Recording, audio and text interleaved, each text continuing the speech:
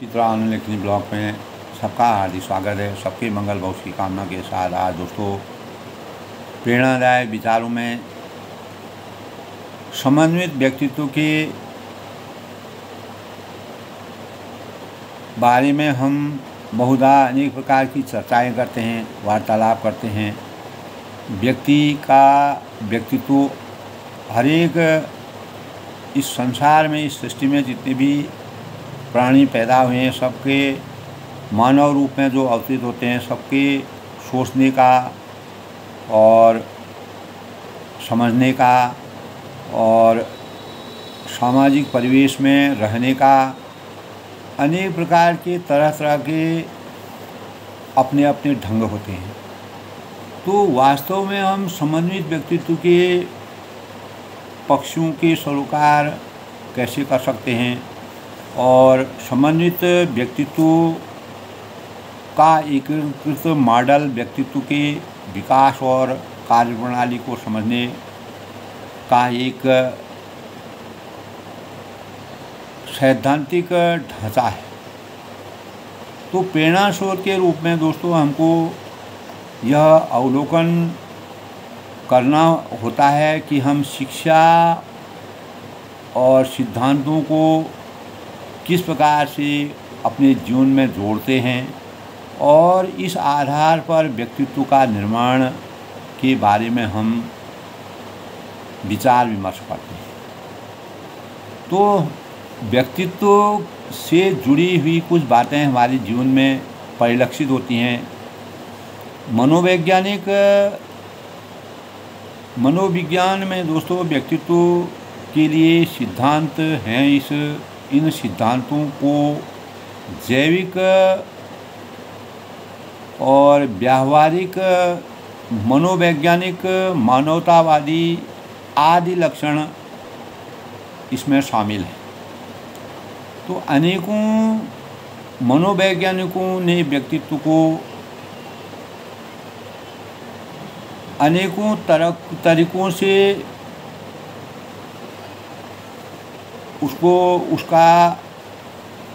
उसको आजमाने का कोशिश किया है और जिसके परिणाम स्वरूप व्यक्तित्व को 4 भागों में बांटा गया: अंतर्मुखी, बहिर्मुखी, स्थिर और अस्थिर। यानी एक वैज्ञानिकों ने दोस्तों स्वभाव के आधार पर, जिस प्रकार का हमारा स्वभाव होता है उसके आधार पर 3 प्रकार के व्यक्तियों का वर्गीकरण किया है। व्यक्तित्व विकास का मतलब है किसी व्यक्ति के व्यक्तित्व में सकारात्मक बदलाव जो हमारे जीवन को पॉजिटिव एनर्जी का संचार करेगा, शुभता के भावों का संचार करेगा और जिसके परिणाम स्वरूप हम किसी व्यक्ति को जन्मजात इस कौशल और शक्तियों के साथ जो है एक दूसरे की मदद करने में कामयाब हो सकते हैं। तो दोस्तों व्यक्तित्व के 4 प्रकार अंतर्मुखी, बहिर्मुखी, स्थिर और अस्थिर जो हैं, शील गुणों के जो हमारे आचरण की शीलता, सौजन्यता और सहजता, स्वभाव की मधुरता के आधार पर व्यक्तित्व के 4 सिद्धांत माने गए हैं। समग्र व्यक्तित्व विकास का मुख्य उद्देश्य है। यानी समग्र व्यक्तित्व का मतलब है कि सामाजिक परिवेश में सभी प्राणियों के या जो भी मानव जीवन है, मानव यानी जीव हैं, उनके अंतःकरण में समानता के भावों का और समग्रता के साथ सबका विकास हो, सब विकास के मार्ग पर अवतरित हों, सबका उद्देश्य एक हो और व्यक्तित्व में सकारात्मक बदलाव लाने की प्रक्रिया के संभावों के लिए कटिबद्ध हूँ। तो किसी भी व्यक्ति को जन्मजात जो है कौशल शक्तियों की खोज करने में मदद करने की जो प्रेरणा होती है वो हमको एक दूसरे के समाज के सौजन्य से प्राप्त होती है। इस प्रकार से बदलाव में समग्रता आती है और गुण और बहिर्मुखता जो होती है दोस्तों, सहमति है और खुलापन है, और ये जो भाव कर्तव्य निष्ठा है और विक्षिप्तता के भावों का अंत करना है, शांत सहज और बहिर्मुखी प्रवृत्ति का आविर्भाव करना। व्यक्तित्व के समग्र विकास का उद्देश्य दोस्तों बच्चों में शारीरिक, बौद्धिक, भावात्मक, सृजनात्मक और सामाजिक क्षमताओं का विकास करना। यानी समग्र व्यक्तित्व का तात्पर्य है कि स्थायी विशेषताओं व व्यवहारों से जो किसी भी व्यक्ति के जीवन में के प्रति अद्वितीय समायोजन को दर्शाने का कार्य करें और जिनमें प्रमुख गुण दायित्वों का और प्रेरणाओं का, मूल्यों का, आत्म अवधारणाओं का, योग्यताओं का और भावात्मक स्वरूप का भावात्मक समूह के विचारों का समूल शामिल हो। इस प्रकार दोस्तों समग्र व्यक्तित्व में विशेषता यह है कि एक समग्र व्यक्तित्व विशेषता है जिसमें जैविक रूप से, मनोवैज्ञानिक रूप से, पर्यावरणीय रूप से जितने भी कारक हमारे जीवन में होते हैं उनकी क्रिया प्रतिक्रियाओं में शामिल हों। यानी हमें हर भाव से व्यक्तित्व के, प्रत्येक मानव जीवन के व्यक्तित्व के निर्माण के लिए सभी प्रकार के जो मापदंड हैं उनका सही ढंग से निर्वहन करके जो सामाजिक उत्थान की दिशा में पूर्णतः दिशावान होते हैं, सही मार्ग का अनुसरण करते हैं, जिन्हें व्यक्तित्व का पर्याय रूप में समझने के लिए समग्र रूप से विचार और क्रिया का जाना वांछनीय होता है।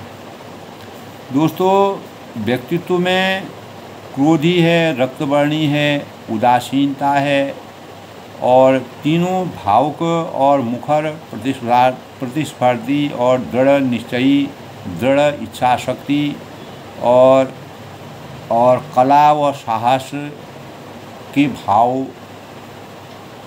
समाहित होते हैं।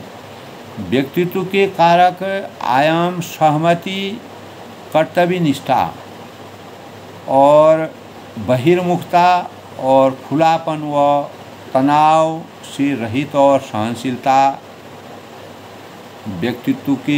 सही व्यक्तित्व के समझने के आदर्शों और तरीकों का निरूपण करना।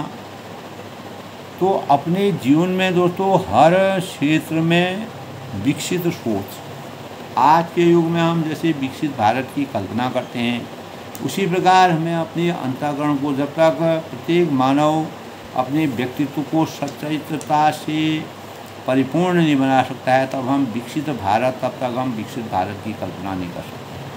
तो जागृत आत्मा की स्वीकृति व्यक्तियों को कुछ सोचने, समझने, नया करने, नए व्यक्ति के भावों में अन्य सभी व्यक्तियों के भावों को नवोन्मेष कार्यों के लिए उजागर करना और एक दूसरे की मदद करके मूल्यों के मूल रूप में मानव के मूल्यों का निर्धारण करने की सोच का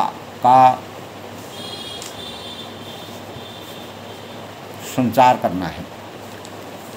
तो समन्वित व्यक्तित्व में दोस्तों मनुष्य के व्यक्तित्व के बारे में हम बहुधा अनेक प्रकार की चर्चाएं करते हैं। प्रत्येक व्यक्ति का व्यक्तित्व अलग अलग होता है।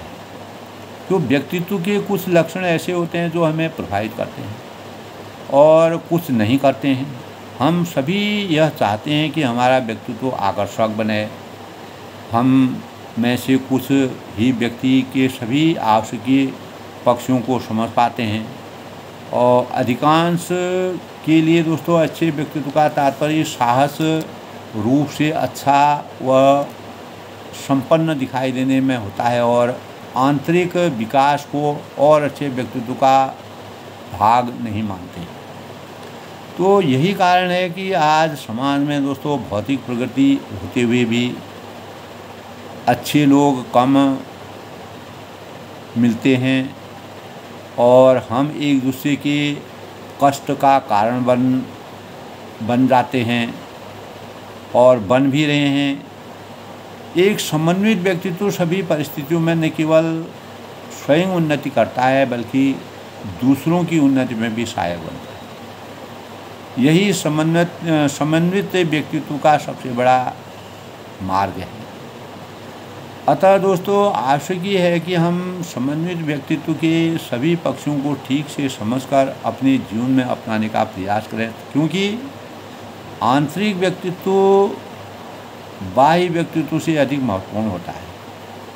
जब तक हम अपने चित्त में किसी भी विचार को, भावनाओं को सही ढंग से उसका निरूपण नहीं करेंगे, उसका सही ढंग से उसके अच्छे और बुरे प्रभावों का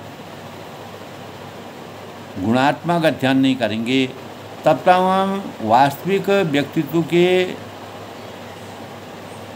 सोच को अवतरित नहीं कर सकते।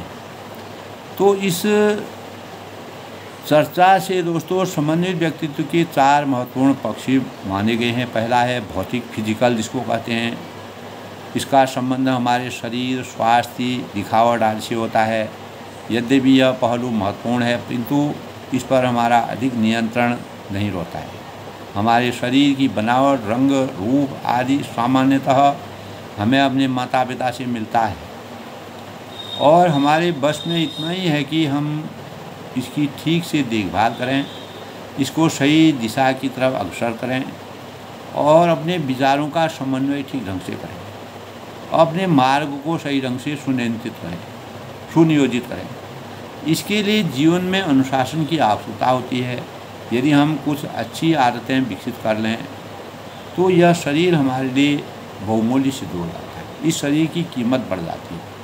कीमत क्या, मतलब यह इस मूल्य यानी इसका कोई मूल्य नहीं रह जाता है।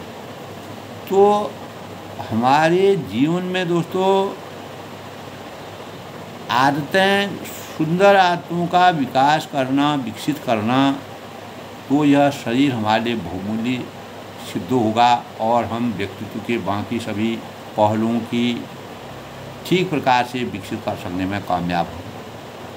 उदाहरण के लिए दोस्तों, अगर हम प्रातः जल्दी उठना, रात में जल्दी सोना, सादा भोजन, उच्च विचार के भावों को रखें, नियमित व्यायाम करें, स्वस्थ रहना सीखें, अपनी आदतों में संयम रखें और जिनके द्वारा हम अपने शरीर को स्वस्थ व सुंदर रख सकने में कामयाब होते हैं, उस दिशा की तरफ बढ़ें। सामान्यतः शरीर के स्वस्थ होने पर मानसिक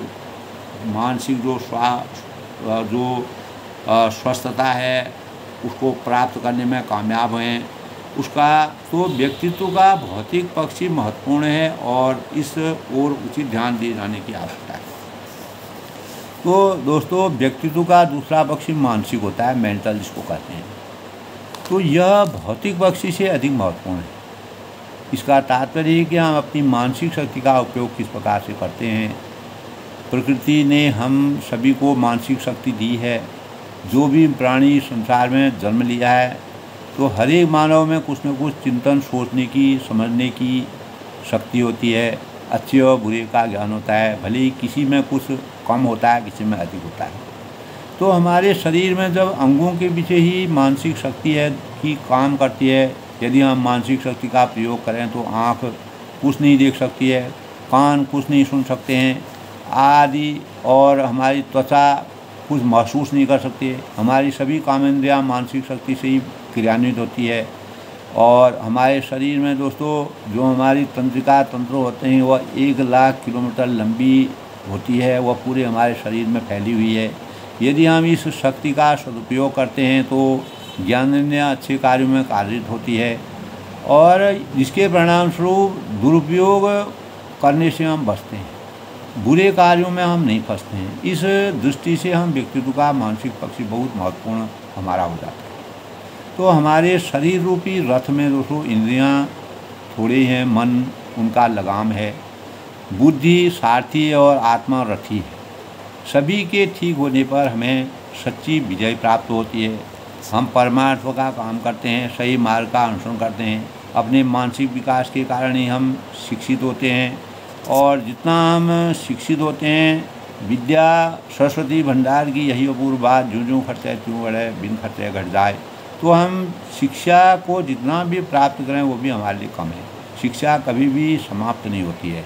जब तक हमारा जीवन है तब तक हमें शिक्षा की आवश्यकता होती है। जिस प्रकार हमको रोज़ अपने जीवन के लिए अन्न जल और रोटी कपड़ा की ज़रूरत होती है, उस प्रकार शिक्षा भी हमारे जीवन में एक अभिन्न मानक है। अपने मानसिक विकास के कारण ही हम शिक्षित होते हैं, अपने कार्यों में कुशलता प्राप्त करते हैं। एक तरह से हमारा मानसिक विकास हमारी भौतिक आवश्यकताओं को पूर्ण करने के लिए नितांत आवश्यक है। हमें सांसारिक सफलताओं और विकास के विकसित भारत की जो आज सोच है वह शिक्षा का ही सबसे बड़ा स्वरूप है। तो दोस्तों समन्वित व्यक्ति का तीसरा पक्ष बौद्धिक होता है, जिसको कहते हैं इंटेलेक्चुअल। यानी हमें यह मानना होगा कि सांसारिक रूप से सफल सभी व्यक्ति समाज के लिए उपयोगी नहीं होते, अथवा उनका व्यक्तित्व हमें प्रभावित नहीं करता है। तो उदाहरण में यह कुशल डॉक्टर अपनी निर्दयी अथवा लालची हो सकता है कि वह उसकी कुशलता का लाभ उन लोगों को न मिल सके, लेकिन इसमें आवश्यकता है। यही बात प्रशासक और जो ऊंचे पदों पर कार्य करते हैं, हर एक वकील है, कार्य है, अनेक प्रकार के जो भी बड़े बड़े पदों में व्यापारी संगठन है, तो ये मानवीय गुण न हों तो हमारा व्यक्तित्व अधूरा ही माना जाए। तो जितने मानवों से हमारा जीवन, उतने चीज़ों से हमारा जीवन उसमें अवलंबित है, तो उनको हमारे लिए आधारशिला के समान है। उनकी कार्यकुशलता को हमको समझने की आवश्यकता है। और जिसके परिणाम स्वरूप अगर हमारे देश में राजनीति नहीं होती तो दोस्तों उनके परिणाम स्वरूप हमें दिशा मिलती है। हमें हमारे कार्य अच्छे बुरे जो कार्य होते हैं उनको दिशा मिलती है। एक दूसरे के लिए लोग अपने कार्यों को करने के लिए एक दूसरे से तर्क वितर्क करते हैं, तो वह भी हमारे लिए किसी न किसी आध्यात्मिक स्तर में हम अनेक प्रकार के ज्ञान का संग्रह करते हैं, जिसके परिणाम स्वरूप हमें ज्ञान रूपी और हमें किस मार्ग का अनुसरण करना चाहिए, क्या करना चाहिए। धार्मिक स्तर में हम अपने भगवानों की अपने धर्म के अनुसार कार्य करते हैं, जिसके परिणाम स्वरूप हमें सही मार्ग पर अवतीर्ण होने के लिए हमारे जो विलक्षण प्रतिभा के लोग हैं उन्होंने हमें मार्गदर्शन दिया है। तो यदि हम मानसिक रूप से विकसित होकर दोस्तों मानवीय गुण का सही ढंग से सदुपयोग न करें तो हमारा व्यक्तित्व अधूरा ही माना जाता है। तो हम उन लोगों की अधिक पसंद हों, उन लोगों को जिनके ऊपर हमारा जीवन निर्भर है, वह हमारे लिए प्रेरणा के स्रोत के रूप में है। चाहे वह सामाजिक स्तर से हो, राजनीतिक स्तर हो, धार्मिक स्तर से हो, आध्यात्मिक स्तर से हो, तो अगर वह हमारे आगे खड़े नहीं होते तो हम अपने जीवन में कुछ भी नहीं कर पाते। क्योंकि उन्हीं की प्रेरणाओं से एक किसान है, वह अन्न पैदा करता है, उसका जो बच्चा होता है वो भी उसमें जुड़ता है, क्योंकि उसी से उसको प्रेरणा मिलती है। इसी प्रकार हर क्षेत्र में करने वाले जो कार्यकुशल होते हैं वह एक दूसरे को प्रेरणा देते हैं, जो हमारे जीवन में व्यक्तित्व के निर्माण में अहम भूमिका निभाते हैं। हम उन लोगों को अधिक पसंद हमको करना चाहिए जो लोग अच्छे हैं, दयालु हैं, सहायक हैं, विनम्र हैं। भले ही वे मानसिक रूप से कम विकसित हों, अनेकों डॉक्टर कम योग्यता रखते हुए भी उन गुणों के कारण अधिक लोकप्रिय हो जाते हैं, उपयोगी हो जाते हैं। निसंदेह ही ऐसे लोगों का व्यक्तित्व बेहतर माना जाएगा। इस प्रकार व्यक्तित्व का भौतिक पक्षी का जो मानव जीवन के लिए विकास के रूप में बहुत ही बुद्धि मन का नियंत्रण करने में कामयाबी हासिल करता है।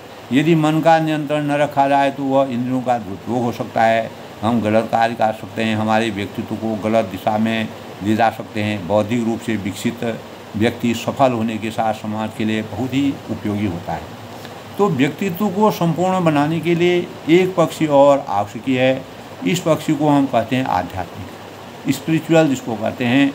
तो पक्षी कह सकते हैं कि बौद्धिक रूप से विकसित व्यक्तित्व की अनेक बार जीवन में विचलित हो जाते हैं यदि उनका आध्यात्मिक पक्षी विकसित न हो। और आध्यात्मिक स्तर दोस्तों आडंबर से रहित हो, किसी प्रकार का दिखावा आडंबर से विहीन हो और सद्मार्ग पर और सच्ची आत्मा से विकसित हो। जो लोग अच्छे होते हैं समाज के लिए उपयोगी कार्य करते हैं, बहुधा अहंकार के वशीभूत अपने कर्ता को मानने लगते हैं। इस प्रकार वे अपने अच्छे कर्मों के बंधन में फंसकर उसके फल के शिकार हो जाते हैं और ऐसे कुछ व्यक्ति समाज पर भी दोषारोपण करने लगते हैं।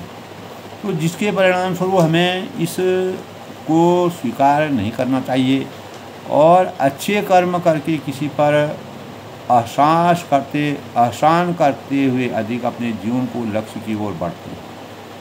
तो एहसान नहीं करते हैं बल्कि अपने जीवन के लक्ष्यों की तरफ बढ़ने को कारण। दोस्तों जब हम दूसरों की सहायता करते हैं तो हमें उनके प्रति कृतज्ञता की भावना अवश्य रखनी चाहिए, क्योंकि उन्होंने हमें अच्छा कार्य करने का अवसर दिया, अच्छे मार्ग का अनुसरण कराया, अच्छी शिक्षा से हमको सिंचित कराया। ऐसे लोग भाग्यशाली होते हैं। जब हम एक दूसरे के साथ आत्मिक संबंध समझें, ऐसा होने पर अपने पराई की भावनाओं को समाप्त होने से हमको यानी अपना पराया हमको नहीं छोड़ना चाहिए। दूसरों से हमारी आशाएं व अपेक्षाएं ज़्यादा नहीं रखनी चाहिए, यानी जहाँ तक वो अपने स्वयं के आधार पर कार्यों को बल देना चाहिए, कार्यों की प्रसन्नता को करना चाहिए। तो प्रसन्नता की स्थिति में हम तभी रह सकते हैं जब हमारे दुख का कारण ही समाप्त हो जाता है। वह हमेशा प्रसन्नता की स्थिति में हम उस परिस्थिति में रह सकते हैं। तो वैसे ही सांसारिक दृष्टि से भी दोस्तों सभी घटनाएं अस्थायी होती हैं। जिस कार्य को आज अच्छा कहा जाता है हो सकता है भविष्य में उसे अच्छा न माना जाए, लेकिन हमें अपने कार्य को निस्वार्थ और कर्तव्य भाव से करना नितांत आवश्यक है ताकि उनके फल हमारे बंधन न बने। और इस प्रकार का व्यक्तित्व आध्यात्मिक दृष्टि से विकसित और सुदृढ़ माना जाता है। तो दोस्तों समन्वित व्यक्तित्व के चारों पक्ष से विकसित होने पर हमारे जीवन में ये चारों चीज़ें मजबूत हो जाती हैं तो हमारे व्यक्तित्व में स्थायित्व आता है और हम एक गंभीरता के जिस प्रकार मर्यादा पुरुषोत्तम भगवान राम जी धीरता के मानक थे, समुद्र की तरह गहराई हमारे अंतःकरण में आ जाती है। संसार की कोई घटना हमको आसानी से विचलित नहीं कर सकती। जब हम यानी मानसिक रूप से, शारीरिक रूप से, बौद्धिक रूप से और आध्यात्मिक रूप से परिपक्व हो जाते हैं तो कोई भी शक्ति हमको अपने मार्ग से विचलित नहीं कर सकती। और जिसमें उसका हम इन पक्षियों का अगर हम विकास सामान्य उसी क्रम में हमारे जीवन में होता है जिसमें उसका वर्णन किया गया। यद्यपि ये सभी महत्वपूर्ण हमारे जीवन के लिए हैं, प्रत्येक मानव जीवन के लिए महत्वपूर्ण है, किंतु प्रत्येक पक्षी पहले से अधिक महत्वपूर्ण है। इन पक्षियों की तुलना जिस प्रकार एक चारपाई होती है, उसके 4 पैर होते हैं, चारों पैरों पैर बराबर भार को ग्रहण करने की शक्ति होती है, उसे आसानी से नहीं गिराया जा सकता है। तो दूसरी ओर एक तो 2 अथवा 3 पैर वाली मेज़ अगर कोई टेबल हो तो वह भले ही अस्थिर हो जाए, लेकिन 4 पैर वाली जो चारपाई होती है वह कभी अस्थिर नहीं होती है, और जो टेबल है वो कभी अस्थिर नहीं होती है। हल्का झटका लगने पर उसके गिरने की संभावना 3 पैर वालों में बनी रहती है।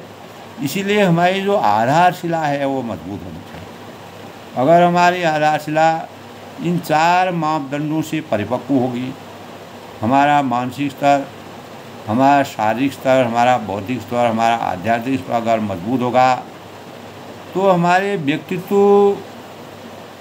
व्यक्तित्व के समन्वित व्यक्तित्व का निर्माण है।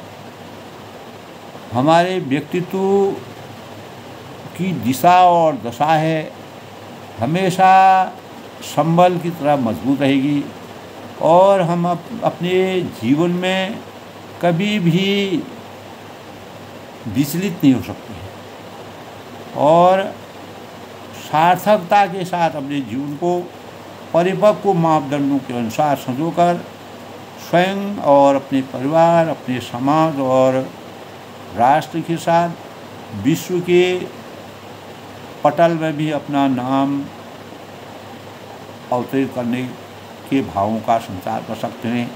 इस प्रकार के प्रेरणा के स्रोत हमारे जीवन में अनेकों हैं दोस्तों। तो आज के प्रेरणादायक विचारों में दोस्तों व्यक्तित्व को संभालने में, संवारने में और उसको प्रबल बनाने में, उसमें उसकी मजबूती को मजबूत करने में हमें अपने जीवन में भौतिक रूप से, आध्यात्मिक रूप से, मानसिक रूप से और बौद्धिक रूप से किस प्रकार से प्रबल होना चाहिए, ये आज के प्रेरणादायक विचारों के तथ्य हैं। तो जो भी युवा लोग हैं, नागरिक हैं, होनहार हैं, उनको अपने व्यक्तित्व में इन 4 भावनाओं का समावेश करना नितांत आवश्यक है। तभी हम अपने लक्ष्यों के अनुसार सफलता के मार्ग पर अग्रसर हो सकते हैं। सब लोग सुखी रहें, खुश रहें, अपने जीवन में सफलता की ओर अग्रसर रहें।